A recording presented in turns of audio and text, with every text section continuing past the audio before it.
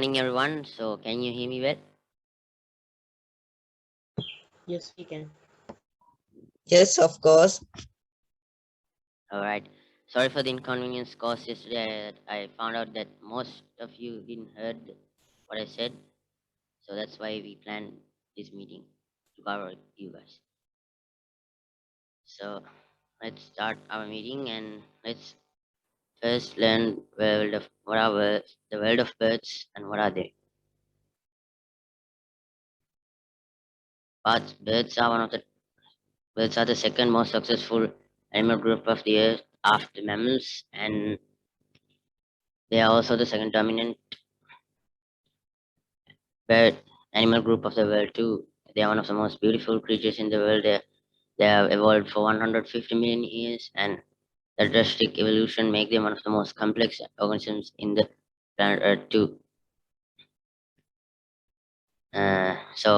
But in the present world, most of birds are getting nearer and nearer to their extinction as for human activities, cause humans are deforesting, deforesting and polluting the environment, which reduce habitats of birds. So let's learn about them so that we can conserve them for future generations. Let's first learn the history of birds. So where did these birds origin?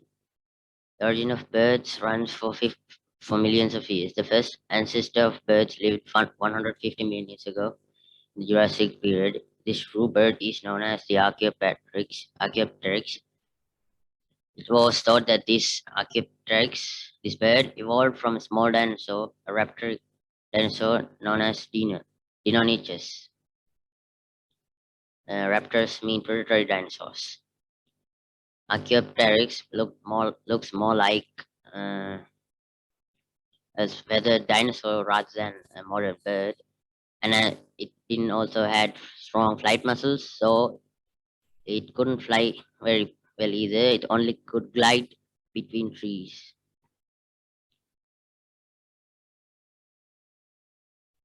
In the Cretaceous period, birds evolved look into a more familiar structure, in a more familiar shape, and they look much like the birds we see today. But they still have some ancestral features, like having teeth and some having tail bones. They are in the birds of Cretaceous are very strong flyers. They can fly very fast. They all they also lived along dinosaurs. Birds like Ichthyonis and Ibermesonis are one of the most famous examples for birds of Cretaceous. But sadly, most of the species during the Cretaceous died from the Cretaceous mass extinction, which also wiped out the dinosaurs. In birds of Paleogene and early Neogene. In the Paleogene, birds became even more complex than the birds of the Cretaceous, and for some time in the early Paleogene, they became the most dominant animal group in the Earth, and they were one of the biggest predators of that time. Like some of them, like Deinonychus, also known as giant moa, Titanis, and Gastonis, were giants, means were very big birds. They they're about 2 times as tall as a modern ostrich, means 4 meters in height. Titanis is the largest predatory bird that ever lived. It hunted horses of American continent. Argentavis was the largest flying bird ever lived. It had a wingspan of 6 meters. These birds lived in the same time as early humans, but they never met as early humans lived in Africa, while these large birds live in America and Australia. Modern birds. After this evolution, uh, birds are now one of the most complex organisms, and now they're evolved, and they are also the second dominant animal group of the earth, and they are also very beautiful, the modern ones. And they are classified into many groups: wading birds, seabirds, forest birds. and migrant birds, resident birds, and endemic birds. How much birds are there? Birds can be birds can be seen in all continents, like from poles to the tropics to the deserts. Total number of birds on the planet is very difficult to estimate because every year some bird species are always found. We still cannot estimate how many birds are there because there are much more to find out. And this picture is the red-billed quail. It's one of the most common birds in the world.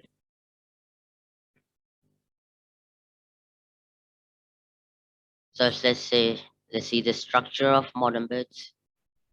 Modern birds only have feathers, unlike the dinosaur ancestors,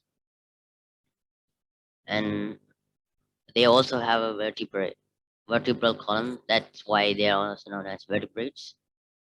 And their body temperature is 40 to 44 degrees, much more higher than that of a human. Their skeleton is very light, made of keratin, and they have holes in it.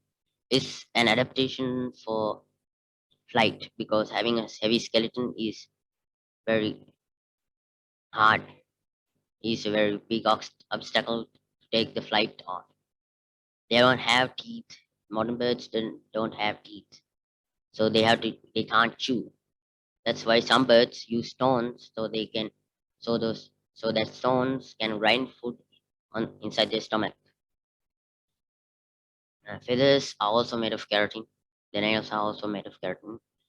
The tail is actually not a tail. It's not a true tail. It's just feathers as we see it. They don't have any vertebral. They don't have any bones in their tail. Their metabolic rate is very high, very high.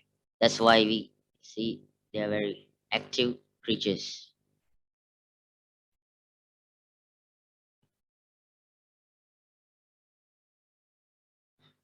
If you take main external parts, these are the main external parts: crown, forehead, bill, beak, below beak, chin, throat, nape, ear coverts, throat, breast, flank, belly, leg, foot, claw, vent, wings, rump, back, mantle.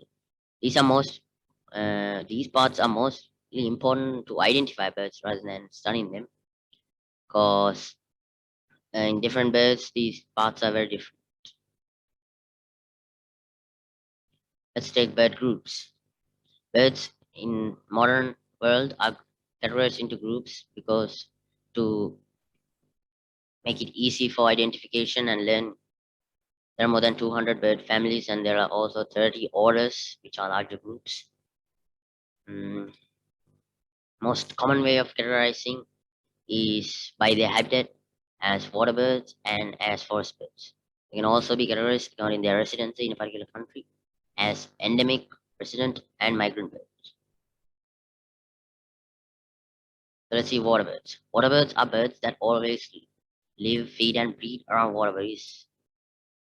Water birds can be further divided as seabirds, waterfowls, waterfowls also known as anseriforms, wading birds, or waders, loons, also known as gayforms, pelicans in scientifically pelicaniforms, grebes, podicipitiforms, flamingos, phenocopteriforms, kingfishers, griforms, and some songbirds. Most songbirds include the category of first bird, while some of them include to the category of water birds. Seabirds include seagulls, terns, squaws, tropic birds, petrels, penguins, guillemots, and albatrosses. They only mostly spend their time on sea rather than in freshwater and brackish water environments. Waders include storks, which are one of the largest flying birds of the world, shorebirds shorebirds and eagles and herons. Shorebirds are most commonly known as plovers and pipers. Waterfowls includes geese, ducks, swans, magpie geese, and screamers.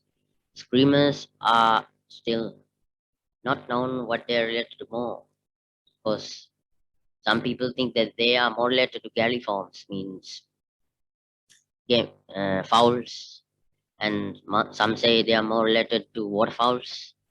It still doesn't have a constant decision. Loons are a type of bird species that look like a grebe and a cormorant, but they are taken as the family as they are taken alone.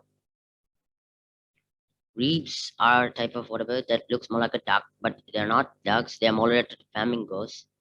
Flamingos and grebes went apart a million years ago in the Paleogene. Grebes have unusual foots that have lobes in them. They also have different behaviors than other vertebrates. Pelicans, also known as pelican forms, are large water birds that have very big wingspan and that have bills that have sacs that can store fish until consumption or until to give their offspring. Flamingos, also known as phenicopteriforms, have long, elongated necks. Many are vividly colorful. Uh, most are pink in color. Kingfishers are small to medium-sized water birds. They are a little bit related to forest birds, but they're categorized as water birds. Mm. Reforms range from huge cranes, which are the tallest birds of the world, tallest flying birds of the world, and to medium-sized moorhens and coots, which are about the size of a duck. Songbirds, also known as passerines, uh, are mostly included into forest bird category, but a family called dippers include the water bird category. They look bit like robins and mostly live in Canada and North America. Canada and Alaska. So these are some photos of water birds. These photos has names in them, but these photos don't. So I'll explain them to you. This bird here is known as the black-necked stork. It is the tallest bird of Sri Lanka. It's also known as the largest bird of Sri Lanka. This one here is common moorhen. Includes to the Griffons family. This is a mandarin duck, very colorful one, but can't be seen in Sri Lanka. This is the whistling duck, very common duck. You can also see them in paddy fields sometimes. This one is called the lesser adjutant. It is the heaviest bird of Sri Lanka, though it's shorter than black-necked stork. Forest birds. Birds that live in forest, grassland, and mostly in land are known as forest birds. They can be mainly divided into birds of prey and songbirds. Passerines or songbirds are colorful and most are insectivores. Some are herbivores and some carnivores. Birds of prey consist of eagles, kites, falcons, vultures, condors, mostly carnivorous birds. Their wings are adapted as sharp curved beaks. Their wings are adapted to have lift very heavy animals, and their beaks are curved and very sharp. It's because they eat meat, and they they are one of the largest. They have one of the most largest wingspan of any bird in the world.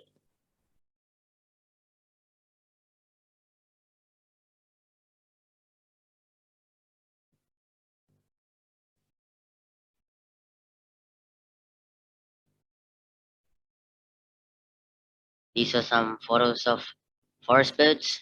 This one is called the blue magpie. It's an endemic bird to Sri Lanka. This is Indian peafowl, as you know. This is called known as white-bellied seagull. It is a very large eagle. Mostly live in coastal areas. This one here is called as orange-breasted green pigeon. Um, this is a female. If it's a male, it has brightly colored breast or here. It's orange in color. This is a female Malabar pied hornbill. Can be seen in dry zone of Sri Lanka. This is a little green bead. It is the smallest beater in Sri Lanka. It's very beautiful. And this is the red wattle lapwing. It's a resident bird. This is the national bird of Sri Lanka, also known as Sri Lankan jungle fowl. So from now on, my friend Arosha will continue on to explain you. Okay, thank you, Anuhas. Now I will explain about endemic birds. Endemic birds are the birds which are endemic for one country, and some birds are there in these pictures which are endemic for some countries. And there are so many birds which endemic for our country also. Then you can see in these pictures ashy-headed langigat endemic to Sri Lanka, and some emu are endemic to Australia, and kiwi endemic to New Zealand. And most endemic birds are forest birds, and also some water birds also there.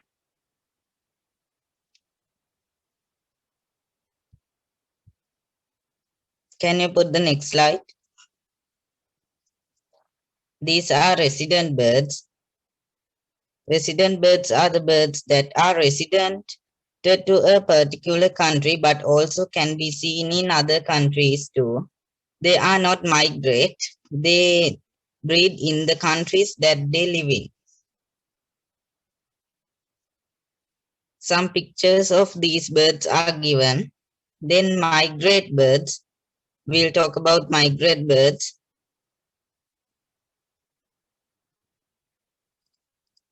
Migrate birds migrate from a country to another country in seasonal periods, and also they normal migrate birds are annually migrate particular country, while birds that rarely migrate to country is called vagrant bird to that country.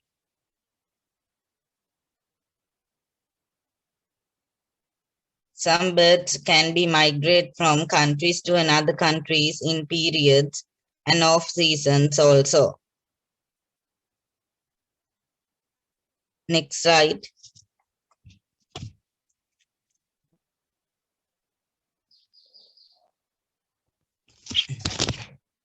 Okay, now let's talk about study of birds. Study of birds is known as ornithology. Ornithology means ornithos means birds and logos means knowledge. These words are from Greek, and they are the ornithology is a branch of zoology. And also the person who studies about these ornithos, that means birds, is known as the ornithologist. Next slide. And also a different field about bird photography, and also it different from ornithology. That means taking photographs of birds, and some instruments are needed for that. Uh, you will mostly need a camera, have a shutter speed, good aperture, and good lens that have a least focal point range from 100 to 200 millimeters.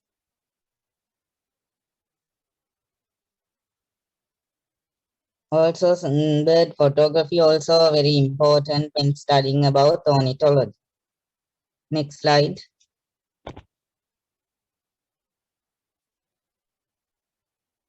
These are records of birds. The largest bird is ostrich, and also largest flying bird is Andean condor, and smallest bird is bee hummingbird. When taking about the masses of smallest bird and the biggest bird, it can be 8,000 times more than the smallest bird is biggest when comparing to the biggest bird. These There are some factors about birds given in this slide. You can see photos of some birds also. Next slide. The largest bird that ever lived.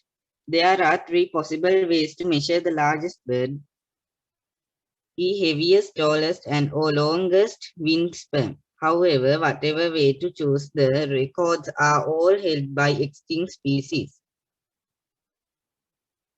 The heaviest bird ever was probably the extinct Dromonish Stironi from Australia. This flightless giant lived between 1 and 15 million years ago. Probably stood nearly 3 meters or 10 feet tall and weighed in at a massive 500 kilograms. The tallest bird ever was, as far as we know, Dinosaurus maximus, a giant moa from New Zealand. This giant, though only half as heavy as the Australian Dromaeosaurus, stood an incredible 3.7 meters. Another extinct bird, this time from South America, has the record for the largest flying bird and longest wingspan. The giant Tevatum had a wingspan of at least 6 meters and could possibly have been as large as 7.5 meters. Next slide.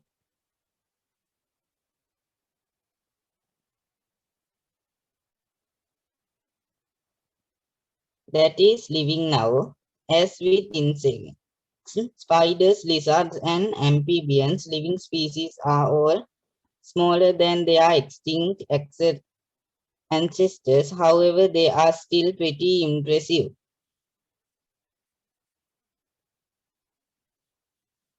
The largest living bird is without doubt the ostrich.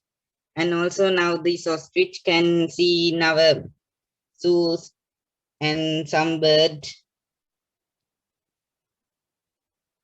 The heaviest flying bird is the Cory bustard of Africa. Number of specimens have been scientifically recorded. Weight 19 kilograms confirmed. Close runners up are the Eurasian bustard and the mute swan, both of which have been recorded at 18 kilograms. Next slide.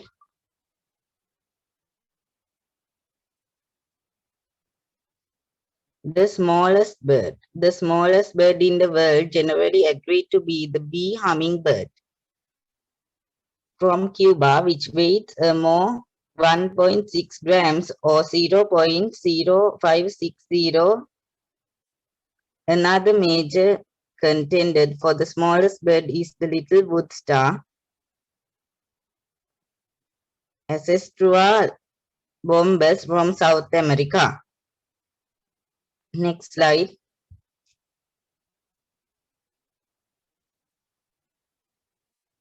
Fun facts. To deal with the birds have a behavior could give fluttering. This is when birds open their mouth and flutter the appear throat muscles to promote heart loss, similar to promising lungs in dogs.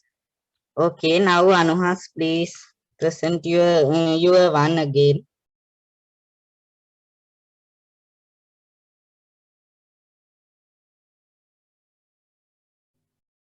So that's it for today. If you have any questions about birds, please just let us know now.